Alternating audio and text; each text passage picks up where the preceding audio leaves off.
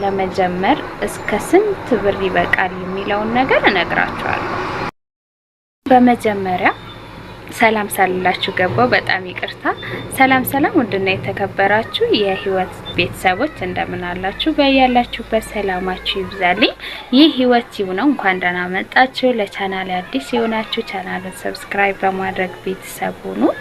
እንዲሁም ቪዲዮን በላይክ ጀምሩ ማለት ነው። ዛሬ ይዤላችሁ የመጣሁት ቪዲዮ በጣም ለእናንተ ጠቃሚ የሆነ ቪዲዮ ነው ብዬ አስባለሁኝ። እንግዲህ ላይክ ማድረጋችሁን በድጋሚ እንዳትረሱ፣ ለጓደኞቻችሁም እንዲደርስ ሼር እያደረጋችሁ ቪዲዮ እንዲደርስ አድርጉ ማለት ነው። እንግዲህ በጣም በርካታ እህቶቻችን በውጭው ዓለም ወይም በአረብ አገር ሊሆን ይችላል፣ በተለያየ አገር ያላችሁ ኢትዮጵያ ገብተን ምን መክፈት አለብን፣ ምን መስራት አለብን፣ ብንገባስ እስከ ስንት ብር ሊበቃን ይችላል የሚለው ነገር በጣም ጥያቄ ይፈጥርባችኋል። ዛሬ ምንም ነገር ሳልጨምር ሳልቀንስ ሪያሊቲውን ነገር እኔም ሰርቼ ያየሁትን አሁንም እየሰራሁት ያለሁትን ነገር እነግራችኋለሁ ማለት ነው። እንግዲህ በመጀመሪያ ሱቅ ለመክፈት ምንድነው ማድረግ ያለብን የሚለውን ነገር ማወቅ ጥሩ ነው። ሱቅ ከመክፈታችን በፊት በመጀመሪያው አሪፍ ቦታ መምረጥ ይኖርብናል። ምክንያቱም ዝም ብሎ አይከፈትም ሱቅ፣ በጣም ቦታ አሪፍ መሆን አለበት። ምክንያቱም መስራት እንፈልጋለን፣ መለወጥ እንፈልጋለን። ስለዚህ የምንከፍተው ሱቅ ውጤታማ እንዲሆንልን እንዲሸጥልን ጥሩ የሆነ ቦታ ፈልገን በመጀመሪያ ማዘጋጀት ይኖርብናል ማለት ነው። ሲቀጥል እንግዲህ በአሁን ሰዓት ላይ አዲስ ህግ ወጥቷል። እሱ ምንድነው? ሱቅ ከመክፈታችን በፊት ማድረግ ያለብን ነገራቶች አሉ። ላይቭ ላይም ሆኜ ስናገር ነበረ። አዲስ ህግ ወጥቷል ማለት ነው። እንግዲህ ከዚህ በፊት እኔም ትንሽዬ ሱቅ ነበረች። መጀመሪያ ላይ ስከፍት በጣም ትንሽ ሱቅ ነበረች። ያው የምታውቁ ልጆች አላችሁ ብዬ አስባለሁኝ። በዩቲዩብ ላይቭ እዛ ሆኜ ነበር የምገባው። በጣም ትንሽ ነበረችና በትንሽ ብር ነው የከፈትኩት። እንግዲህ እስከ 200 ምናምን ሺህ ብር ነበር የከፈትኩት። ያኔ እንግዲህ አሁን ላይ ሳይሆን ከሁለት አመት በፊት ነበረ። ስለዚህ ከሁለት አመት በፊት የከፈትኩት በዛ ብር ነበረ። ነገር ግን አሁን ላይ ያው እቃ እየጨመረ ስለሚሄድ አሁን ላይ እሱን ሱቅ በ200 ብር በ200 ሺህ ብር ይከፈታል ማለት አዘበት ነው። አይቻልም። ያው እየጨመረ ነው የሚሄደው ማለት ነው። ሶ ምንድነው ማድረግ ያለባችሁ? መጀመሪያ ላይ እንዳልኳችሁ ቤታችሁን ታዘጋጃላችሁ። ከዛ በኋላ አሪፍ ሱቅ ማለት ነው፣ አሪፍ በቃ ሴንተር ላይ የሆነ ሰው ያለበት ቦታ ታዘጋጃላችሁ ማለት ነው። ከዛ የራሳችሁ ከሆነ ኦኬ ይመረጣል። ቤቱ የራሳችሁ ከሆነ አሪፍ ነው። የሚያስፈልገው ካርታ ነው። ካርታችሁን ታሳያላችሁ። ከዛ ፍቃድ ያወጡላችኋል ማለት ነው። ከዛ በኋላ ግን ክራይ ከሆነ ችግር የለውም፣ ምንም የሚያሰጋ ነገር የለም። የተከራይና የአከራይ ውል ነው የሚያስፈልገው ማለት ነው። እሱን ውል ብቻ ይዛችሁ አከራዮቻችሁ ራሱ አብሯችሁ መሄድ አይጠበቅባችሁም። የአከራይና ተከራይ ውሉን ብቻ ይዛችሁ ትሄዳላችሁ።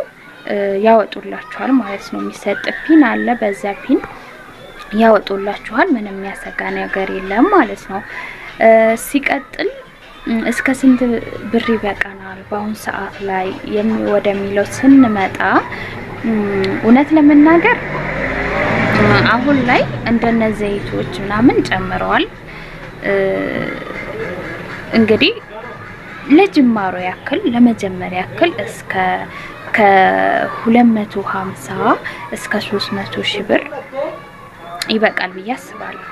ላይቭ ላይም ተናግሬ ነበር፣ የሰማችሁ ልጆች ካላችሁ እንግዲህ ከ200 ሺህ እስከ 250 ሺህ እስከ 300 ሺህ ብር ይበቃችኋል ብዬ አስባለሁ። እንደኔ ማለት ነው፣ እያየሁት ስለሆነ ይሄ ለጅማሮ ነው። ሁሉንም አይነት ላምጣ ብላችሁ ደግሞ ምንም የማይቀር ነገር እንዳይኖር ብላችሁ ሁሉም ነገር እንትን ካላችሁ እስከ 4 እስከ 5 ቢኖራችሁ ተመራጭ ነው። እንግዲህ ከዛ ስትመጡ እናንተ ዝም ብላችሁ መምጣት የለባችሁም ውድ እህቶቼ ማለት ነው። በጣም ብዙ አመት ለፍታችኋል። በጣም ብዙ ውረዶችን አሳልፋችኋል። አሁን ላይ ደግሞ አገራችሁ ላይ ሆናችሁ መስራት ትፈልጋላችሁ፣ መለወጥ ትፈልጋላችሁ። ስለዚህ ብራችሁን የምትልኩበትን ብር ሰው በደንብ የታመነ ሰው መሆን አለበት። ምክንያቱም ከዛ ስትመጡ ብራችሁ መኖር አለበት ማለት ነው። መኖርም ራሱ በደንብ ማረጋገጥ አለባችሁ። የምሬ ነው የምላችሁ ጋይስ።